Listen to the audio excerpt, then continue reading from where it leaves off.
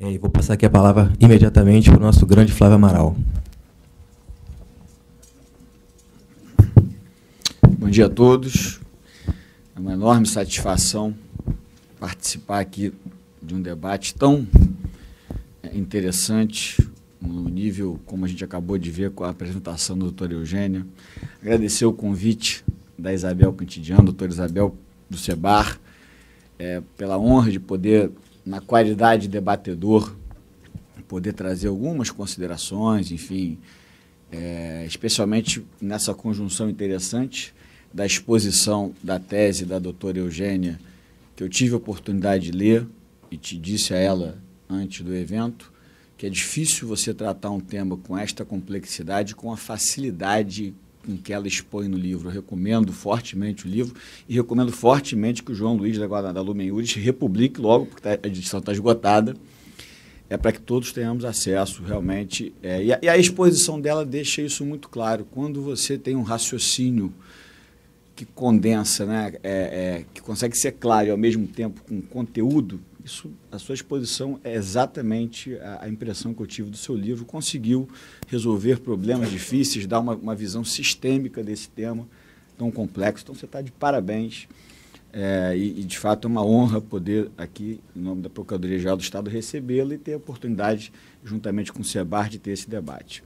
Agradecer também ao Sejur, Centro de Estudos Jurídicos, nas pessoas do doutor Anderson e da doutora Natalia.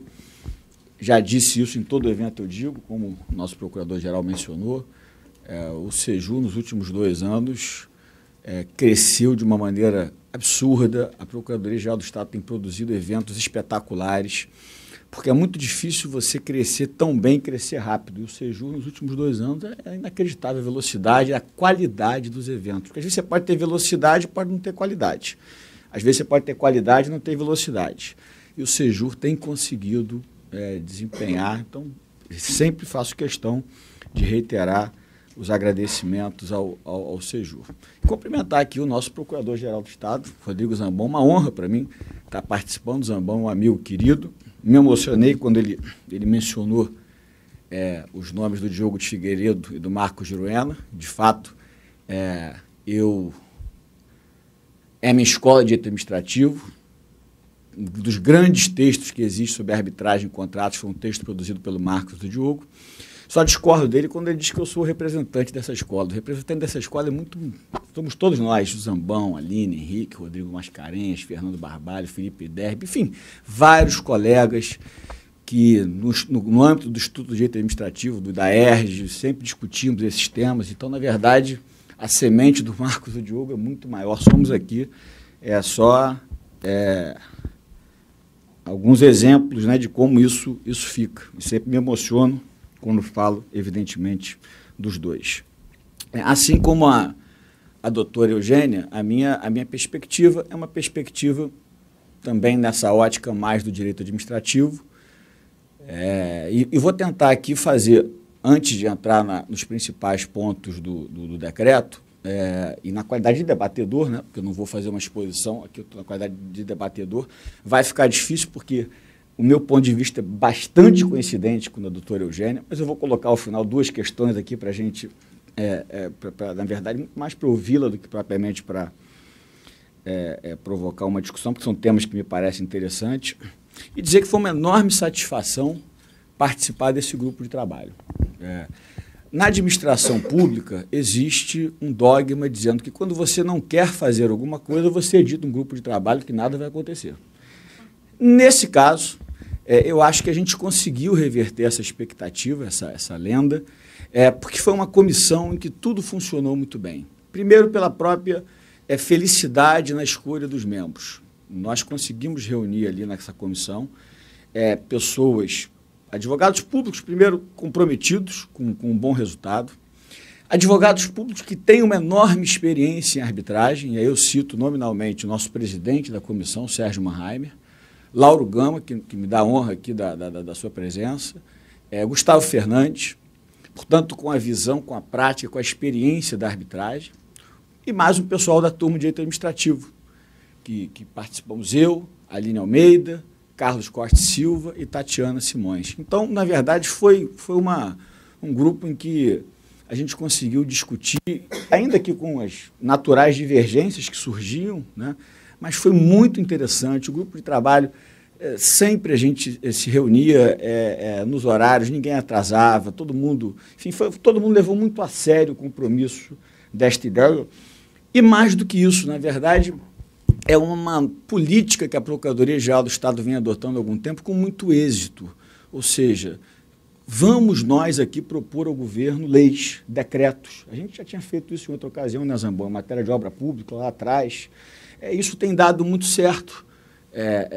De uma maneira formal ou informal, levar ao governo ideias e proposituras. A gente tem uma lei de processo administrativo estadual que espetacular, na época elaborada pelo Rodrigo Mascarenhas, pelo Marcos Juruena e pela Patrícia Batista, e vários outros exemplos em que a Procuradoria-Geral do Estado tem dado esta contribuição aos sucessivos governos do Estado. Então eu acho que isso é um ponto importante de uma advocacia pública do século XXI, que não se mantém mais presa só em posturas passivas. A advocacia pública, eu comungo desse entendimento. Eu acho que a PGE, as advocacias públicas de um modo geral, dentre as funções essenciais da justiça, somos o que tem maior espaço de crescimento. O Ministério Público já cresceu tudo que podia crescer, aliás, até demais.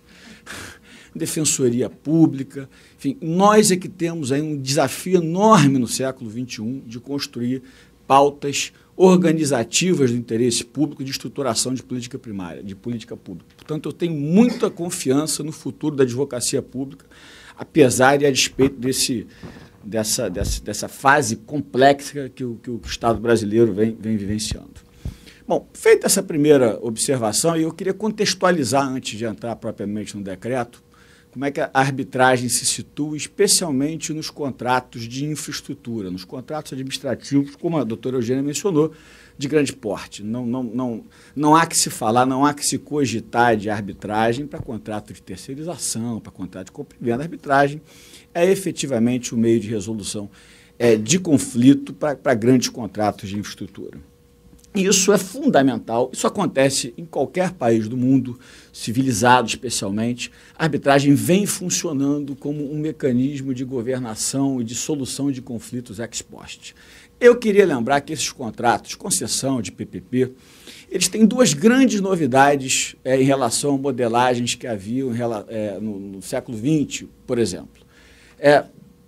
Os contratos de concessão hoje, na origem, eles devem se preocupar com uma boa matriz de risco, porque na medida em que você tem uma boa matriz de risco, você identifica quais são os eventos que deverão ser gerenciáveis pelo parceiro privado, os eventos que deverão ser gerenciáveis pelo poder público, e estudar segurança jurídica. Isso faz com que cada parte já saiba de antemão como vai lidar ao longo de toda a relação contratual, que é quase um casamento, 25, 30 anos desses contratos, são contratos duradouros, são contratos relacionais, né, e, portanto, você tem que efetivamente ter uma excelente partilha de riscos. Então, a partilha de riscos está no centro desses contratos.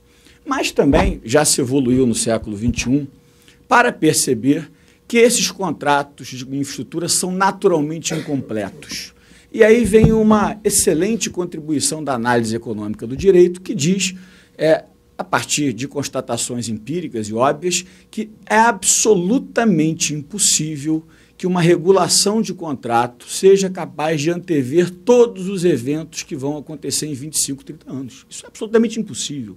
Então, esses contratos, eles têm, por melhor que seja a partilha de risco ex ante, eles têm uma enorme dificuldade, evidentemente, de prever o futuro. Porque quem regula um contrato lá no início, ele tem um conjunto de circunstâncias sociais, econômicas, técnicas, políticas, mas é impossível prever o que vai acontecer, né, em todos os domínios extra-direito. Pois bem, e esta ideia de que o contrato incompleto é naturalmente incompleto e que é absolutamente impossível, na perspectiva da racionalidade humana, que é limitada, de identificar quais serão os eventos que poderão suceder durante essa relação duradoura, a ideia de contrato completo faz com que você tenha que necessariamente ter no contrato mecanismos de governação ex post. Como é que eu vou lidar com as incertezas? Porque que é a diferença de risco e incerteza. Risco eu precifico, incerteza não tem como precificar. Incerteza é imprevisível, não há como você materializar uma incerteza num contrato. Então é preciso tratar dos mecanismos que vão fazer a governação e que vão fazer a completude deste contrato. E os mecanismos que vão fazer esta completude, a gente tem nos setores duplamente regulados as agências reguladoras, né, que vão poder, evidentemente, numa visão sistêmica, identificar como lidar com esses problemas que certamente surgirão. Você tem mecanismos como o Dispute Board, que eu particularmente sou adepto, eu acho que a gente tem que começar também a pensar em trabalhar com Dispute Board. Dispute Board é uma espécie de comissão prévia, muito parecido, guarda semelhança com a arbitragem, você tem lá a identificação de um especialista por cada parte, e esses especialistas, essa comissão vai acompanhando o contrato durante toda a sua execução, produzindo relatórios, de modo que, eventualmente, se surge um litígio, o contrato já está com a sua materialidade, com as questões técnicas e econômicas, com um avanço bem maior. Quer dizer, então, cuidar da gestão do contrato é bem importante. A mediação, a arbitragem, cláusulas de renegociação, como as cláusulas de hardship, ou seja, portanto, um contrato de infraestrutura bem modelado, ele precisa se preocupar com a partilha de riscos ex ante e com os mecanismos de governação ex post para resolver os problemas de incompletude. E aí, repito, agência reguladora, arbitragem, mediação, dispute board, né, tudo que facilite, né, esta relação entre setor público e setor privado. E é preciso compreender que esses movimentos eles estão amparados numa ideia maior de consensualidade da administração, que é uma efetiva mudança de paradigma do direito administrativo, tal qual eu estudei no início da década de 90, para o direito administrativo de hoje. O direito administrativo nasce sob o signo da simetria entre Estado e administrado, nasce sob o signo da imperatividade e nasce sob o signo da unilateralidade. E tudo isso, como eu que estudei lá atrás esse tema na faculdade, mudou profundamente nos últimos 20, 25 anos e, a meu juízo, mudou para melhor. A consensualidade parte da premissa, né, de que quanto maior for, e o professor Diogo falava que a consensualidade é o cimento da civilização. De fato tudo que é consensual tende a ser mais legítimo e tende a ser efetivamente mais produtor dos resultados desejados. Mas um ponto que eu sempre tenho destacado e que, em alguma medida, nos leva a um problema maior que a gente vive nessa atual quadra, é que falar em consensualidade, e a gente tem vários exemplos de consensualidade no direito administrativo brasileiro, os acordos substitutivos, em que as agências reguladoras substituem multa por investimentos, as arbitragens, as mediações, os procedimentos de manifestação de interesse das PPPs, nas concessões, a delação premiada, os acordos de leniência, tudo isso é manifestação de consensualidade que, por sua vez, é uma manifestação e abre espaço para o exercício da discricionariedade. Portanto, consensualidade requer maior exercício de discricionariedade. E aonde veio o ponto de inflexão em relação a esse tema? Que nós vivemos tempos em que o administrador tem receio de exercer a sua discricionariedade. Hoje o administrador público tem medo.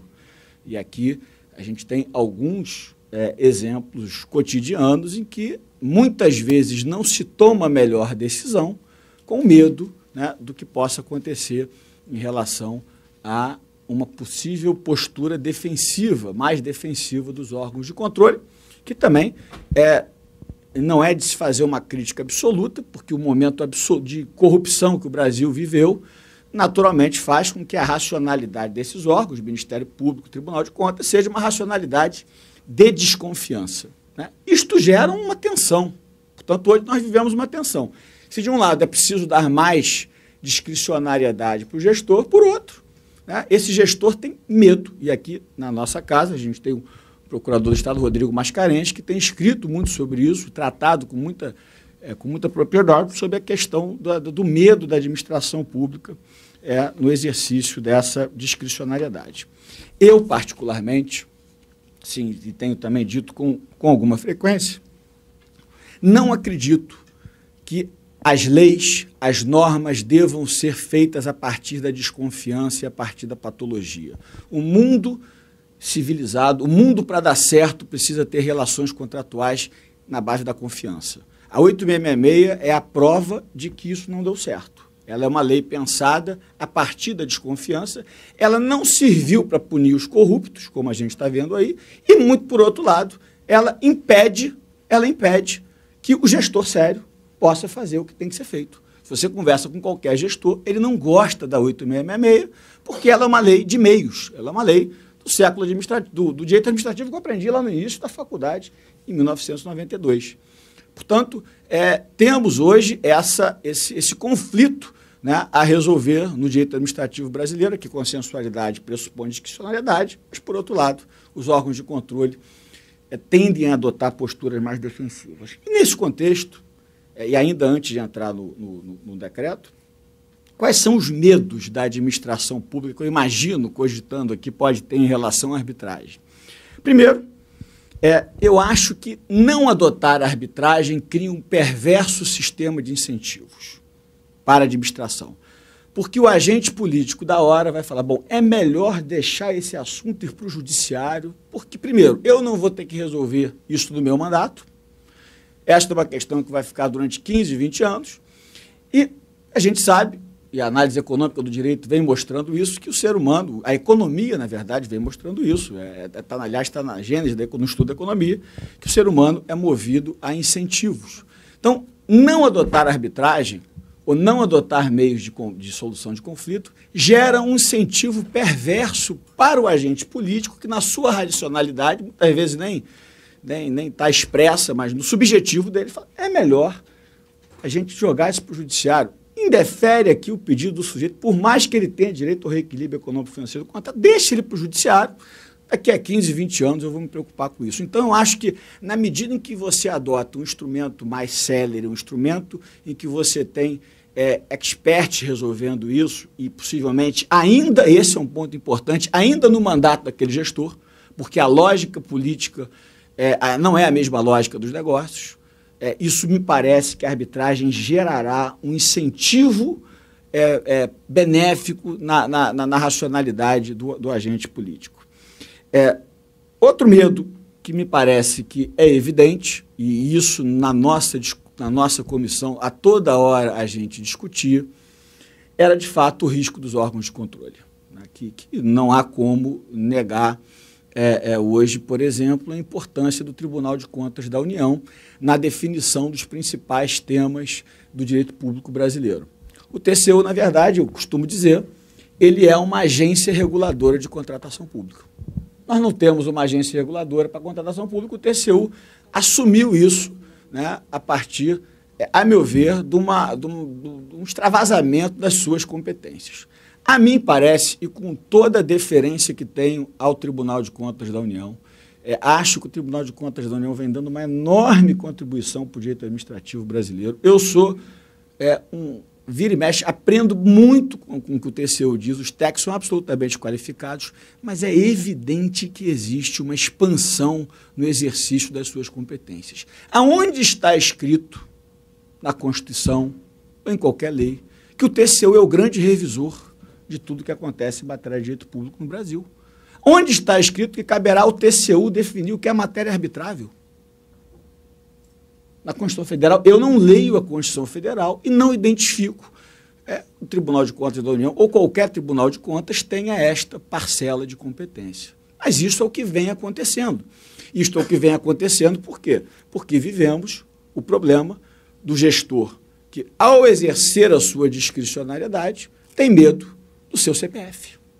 Tem medo do seu CPF, porque se não fizer na cartilha do órgão de controle, é o seu CPF que vai estar em jogo.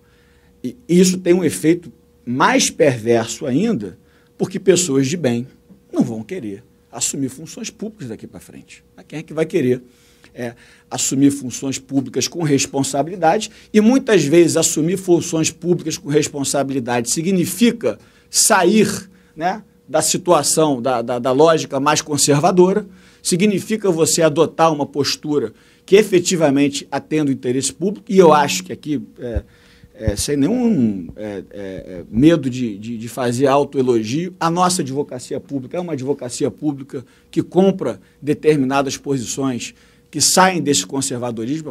A Procuradoria do Estado, tradicionalmente, é um órgão aberto a esses enfrentamentos em relação a órgãos de controle. Portanto, eu vejo que essa questão do risco de controle foi um medo que nos pautou na discussão da nossa comissão de arbitragem.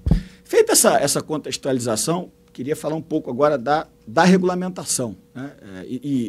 E vou contar aqui tanto com a Aline quanto o Lauro para me corrigir se eu estiver não sendo realista em relação às nossas discussões. A primeira discussão foi saber se a gente deveria fazer isso por lei ou por decreto, né, já que os exemplos que a gente tem, uma lei mineira e o decreto no setor portuário, nos pareceu, e eu acho que tomamos a decisão correta, que o decreto, até pelo exercício hoje já reconhecido de um maior poder normativo da administração, era possível tratar dessas matérias.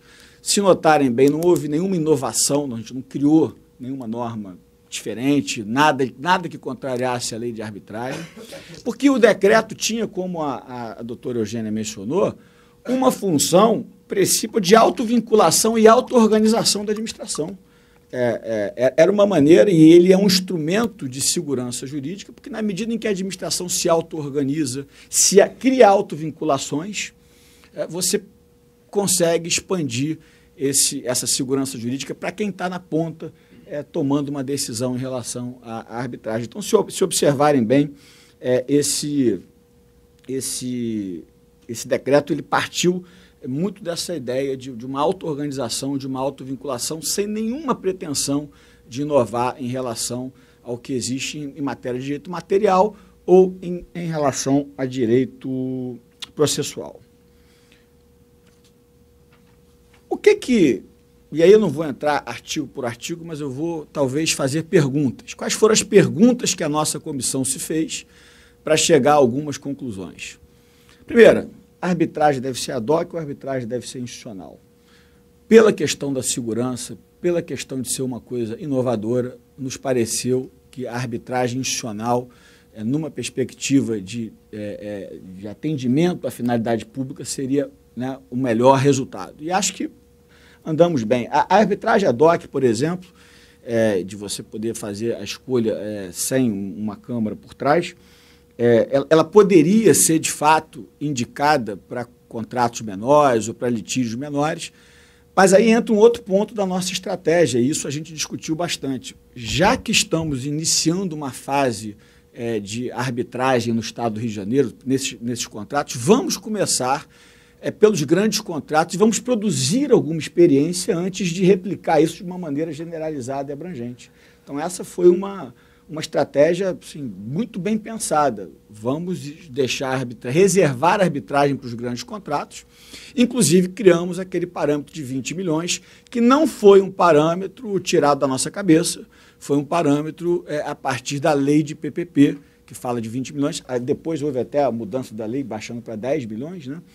Mas foi a nossa ideia. Vamos adotar um critério. Esses 20 milhões não surgem de um voluntarismo da comissão, surgem de um critério definido na lei de PPP, ou seja, e reforçando o que a doutora Eugênia disse, a premissa de que a arbitragem deve ser vocacionada para grandes contratos de infraestrutura e outros contratos com essa mesma magnitude.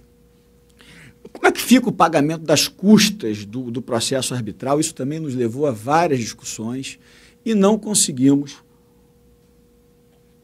chegar a uma solução que não fosse do adiantamento do pagamento das custas, como já faz a lei mineira, como já faz a lei de portos, o decreto de portos, e como vem sendo a praxe, o que sob um outro ângulo, gera alguma perplexidade para o setor privado, porque tem dificuldade nessa compreensão de como funciona o mundo do direito público, é a prática do direito público que a gente vivencia no dia a dia.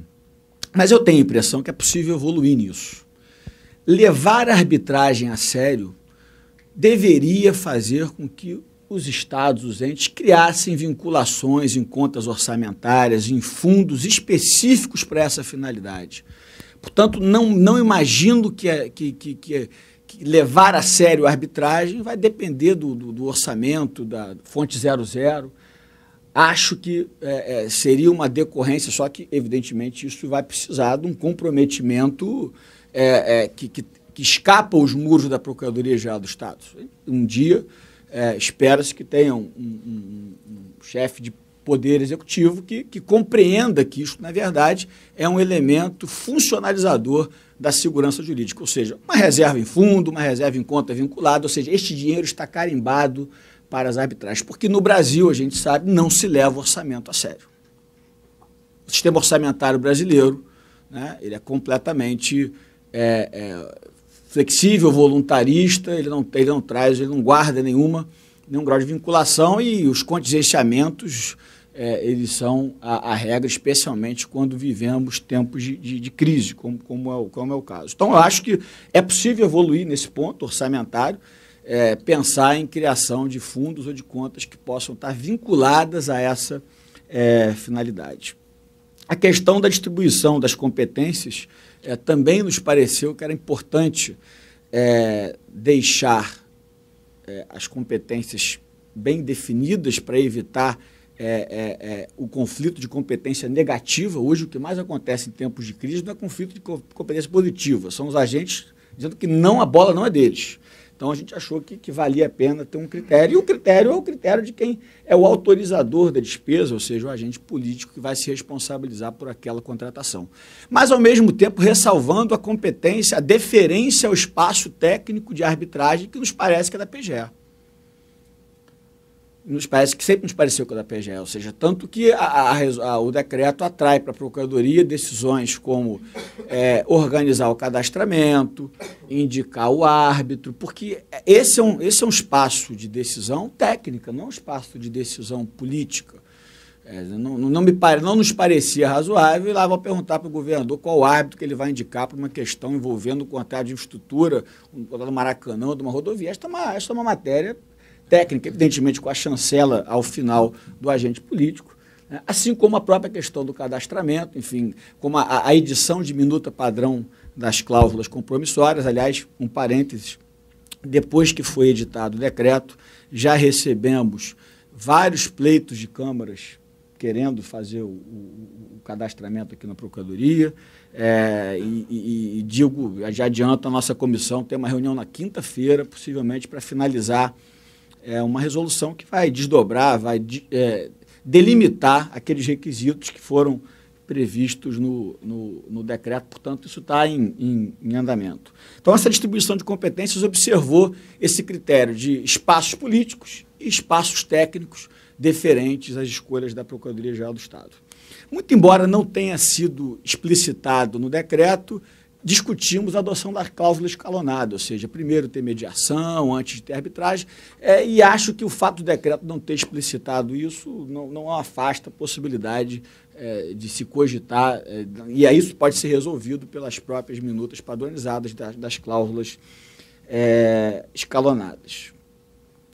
O ponto, e aí a doutora Eugênia mencionou, mais difícil, que mais nos levou a debates, foi a discussão do que é arbitrabilidade objetiva, e olhando aqui a Juliana também, que participou intensamente dessa comissão, nos ajudou bastante, né, Juliana?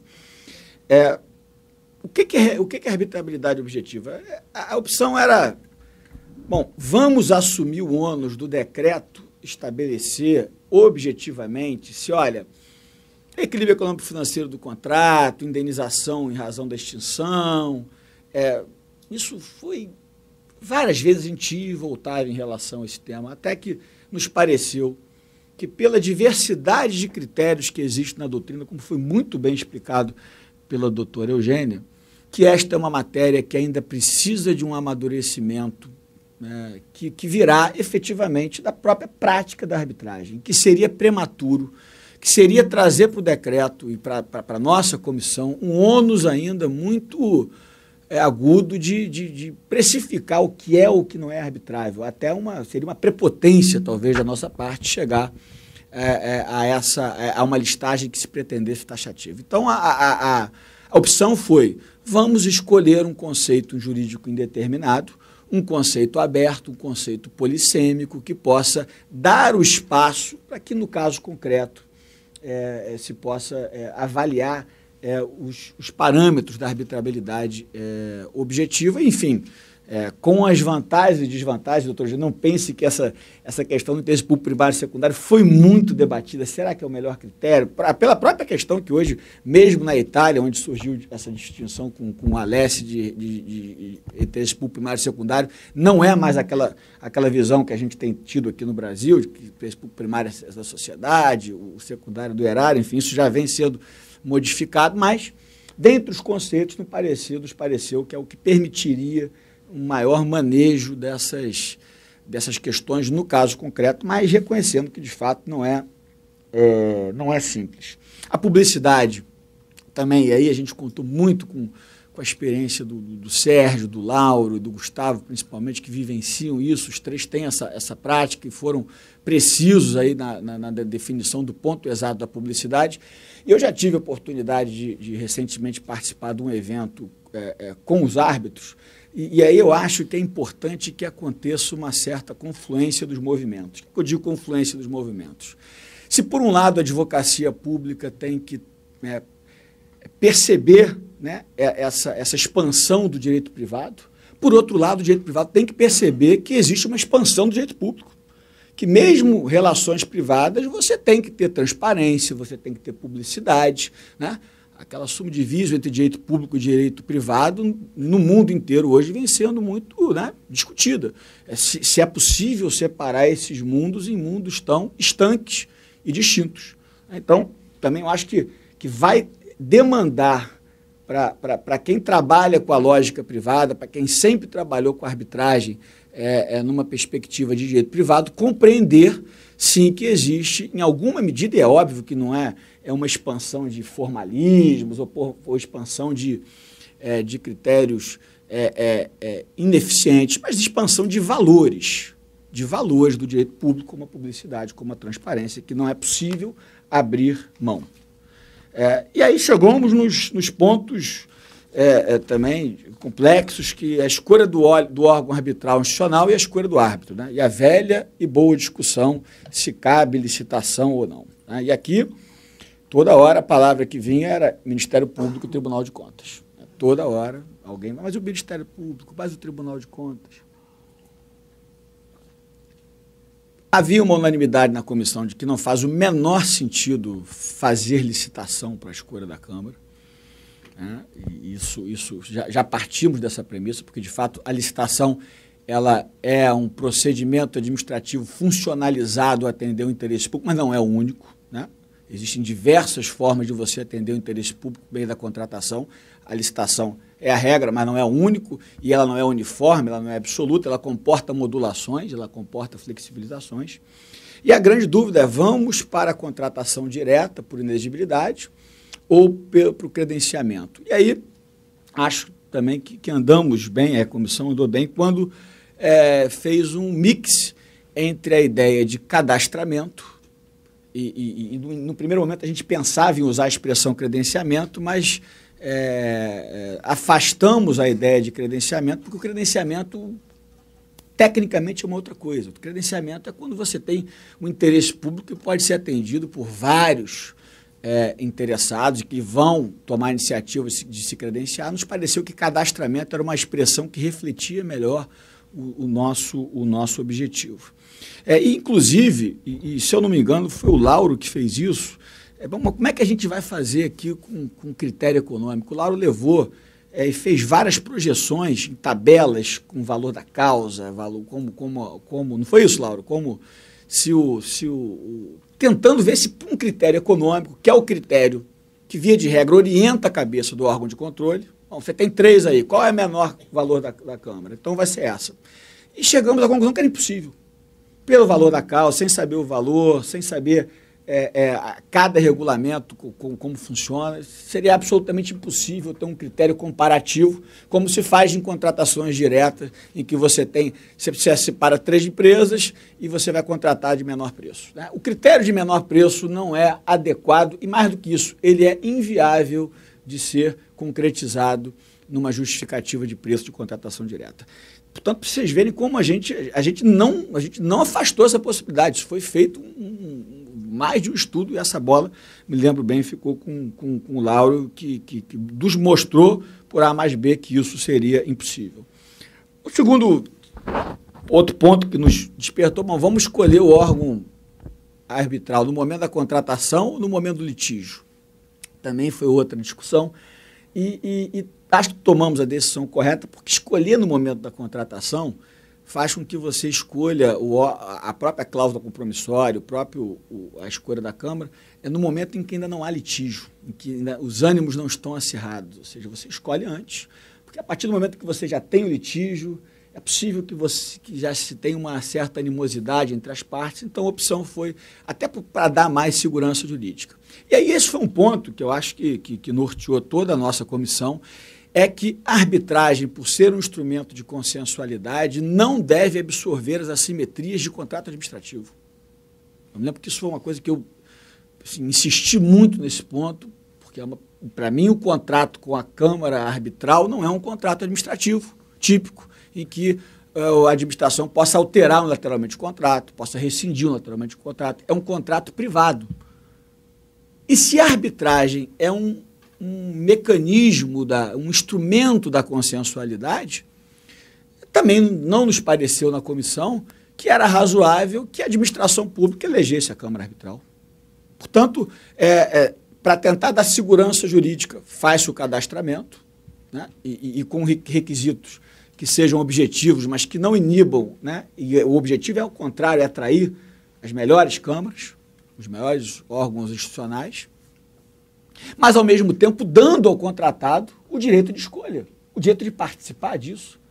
A arbitragem é uma confluência de 2 interesses que estão se colocando. A administração não pode ter a pretensão, acho eu, de escolher a Câmara Arbitral por sua conta e risco e a partir da sua vontade subjetiva, sem dar o espaço para o contratado. Então, também acho que foi uma boa medida, que, repito, foi uma premissa valorativa de olhar a arbitragem com redução das assimetrias do direito administrativo normal, porque é efetivamente um mecanismo de consenso.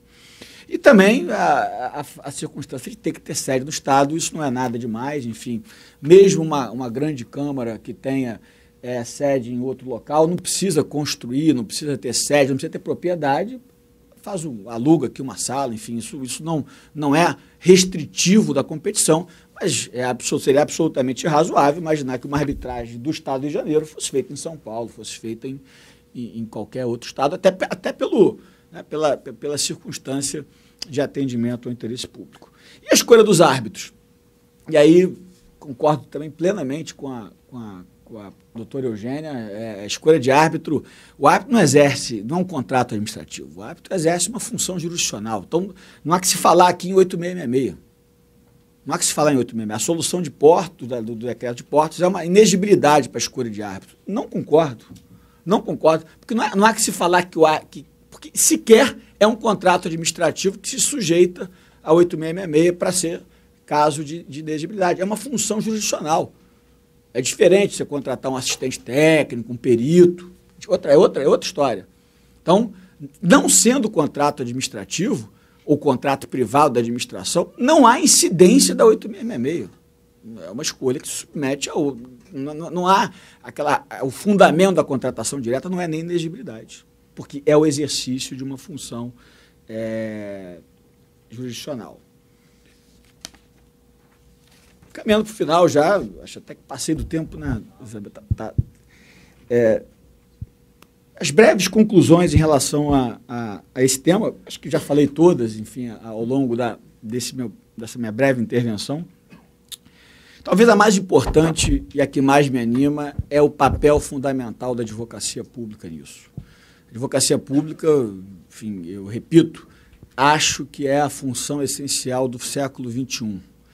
as discussões que se tem hoje, a possibilidade de construir, e aqui falo mais, né, no campo do direito administrativo, de estruturação de política pública, de implementação desses mecanismos de consensualidade, acabar com esta lógica de que a advocacia pública é a defesa do Estado em juízo. Não é só isso, é muito mais do que isso. A defesa do Estado em juízo é fundamental, é um dos pilares, mas não é o único, não é exclusivo. É a consultoria, é a advocacia preventiva, é prevenir o conflito.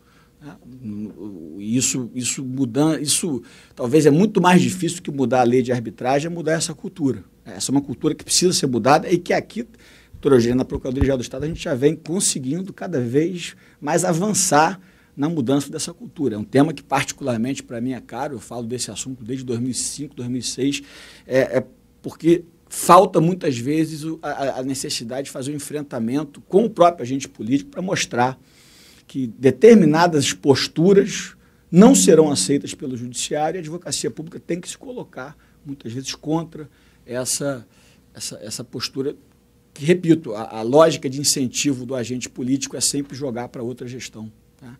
Então, romper com essa barreira não é uma barreira simples e a arbitragem se insere nesse cenário.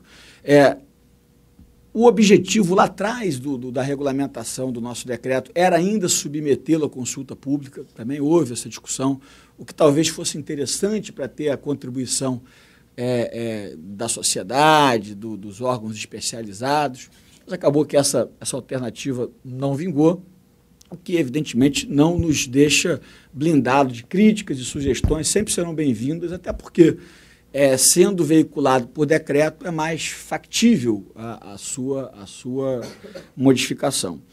E aí o ponto fundamental, que é aguardar, esperar que os órgãos de controle tenham essa compreensão. E aí a minha primeira proposição aqui é que se façam eventos em conjunto com esses órgãos de controle, como a doutora Eugênia mencionou.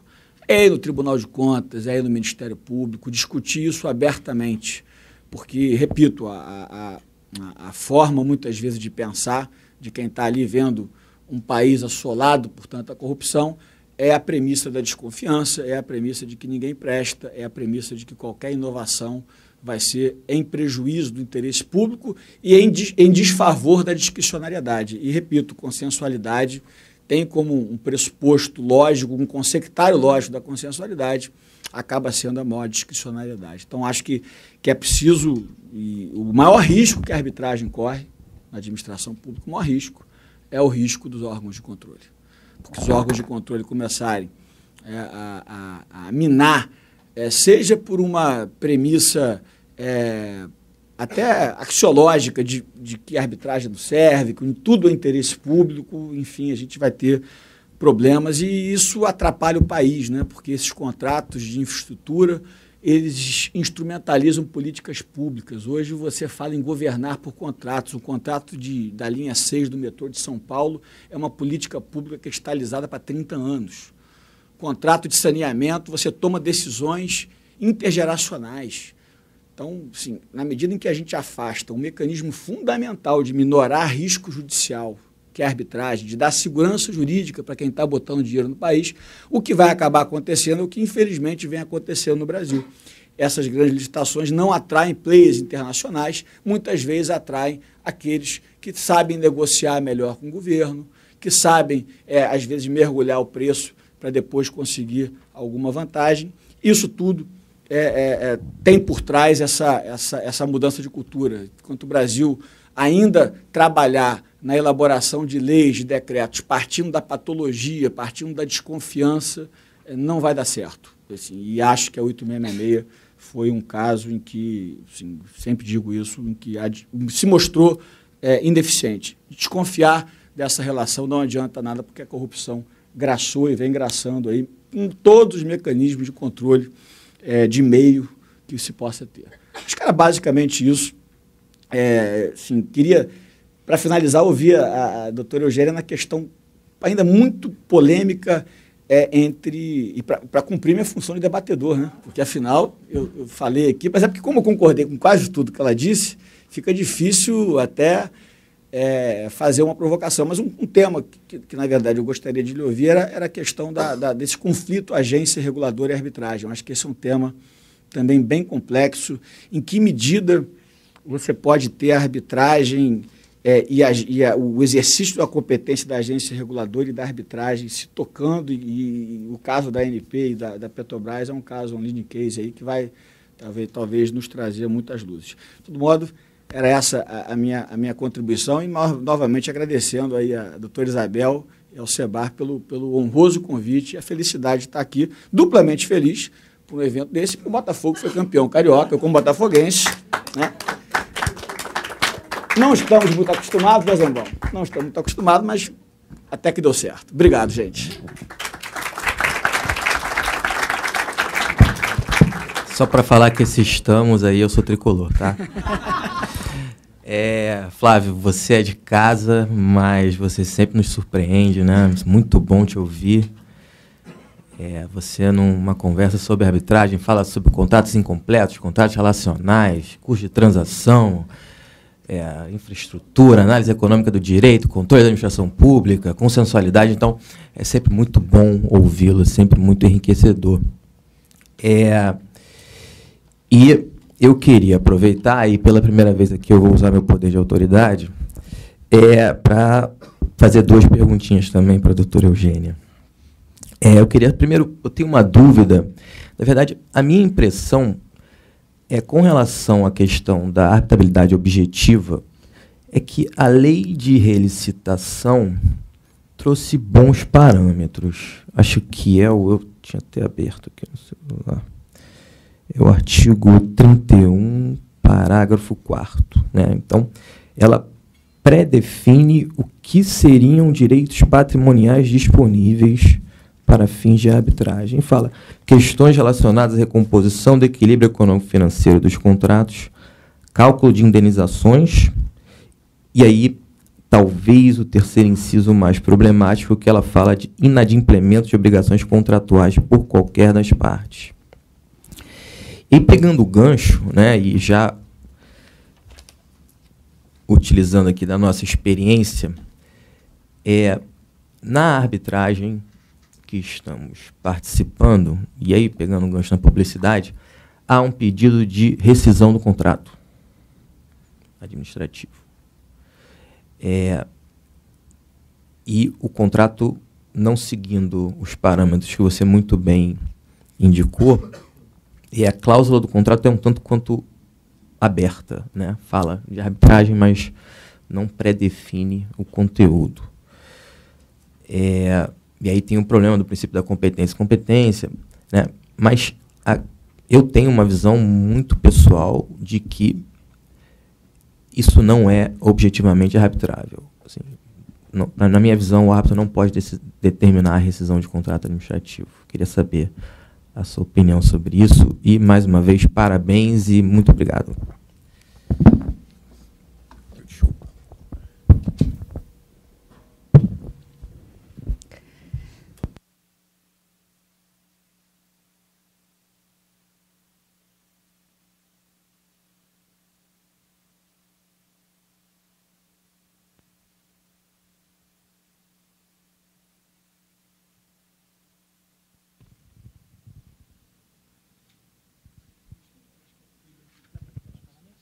Acho que a gente falou demais, né?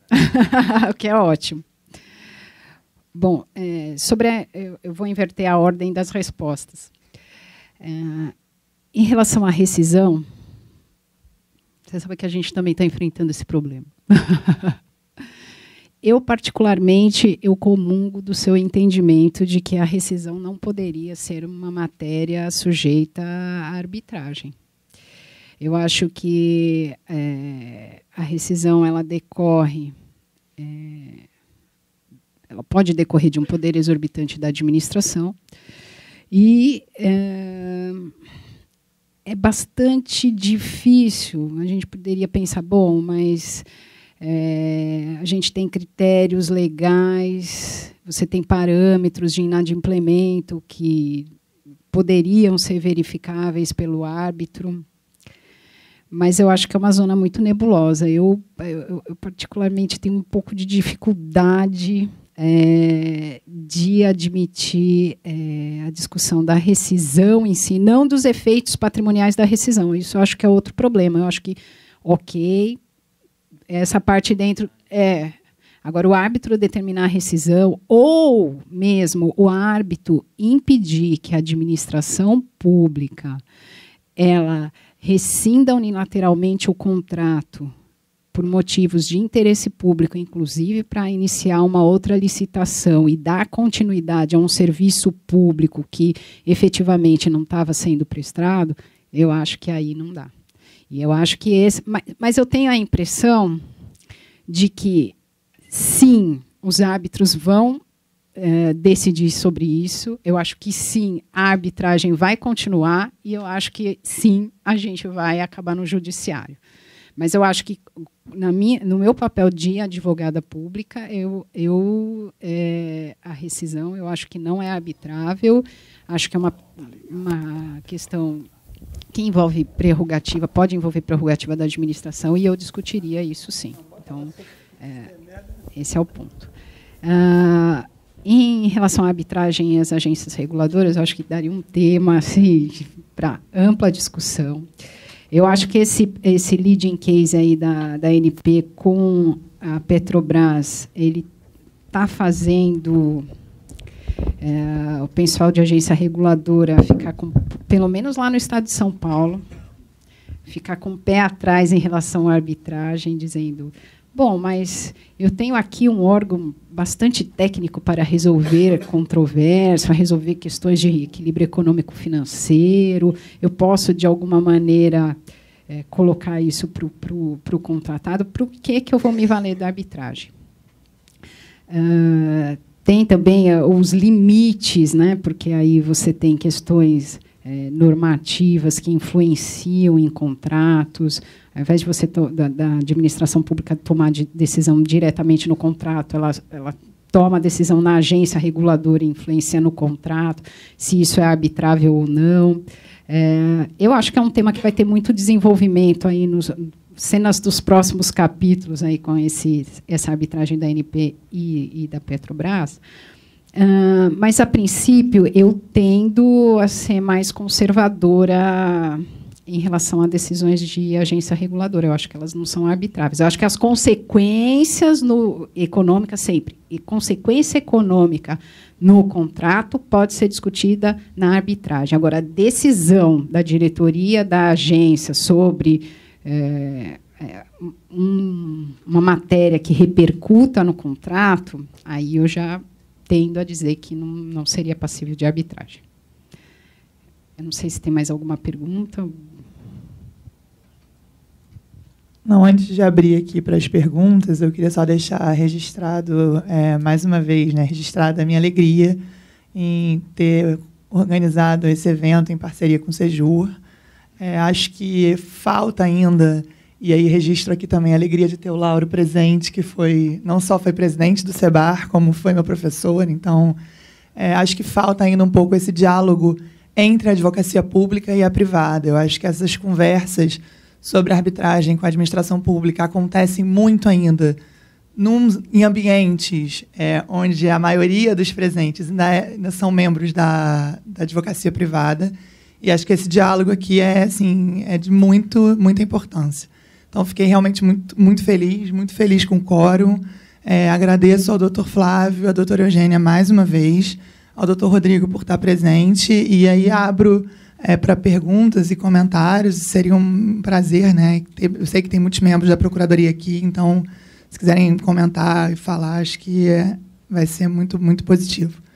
Obrigada de novo e agradeço ao Anderson, que pediu desculpas, teve que sair. Enfim, acho que já falei com ele pessoalmente, mas deixo aqui registrado o agradecimento.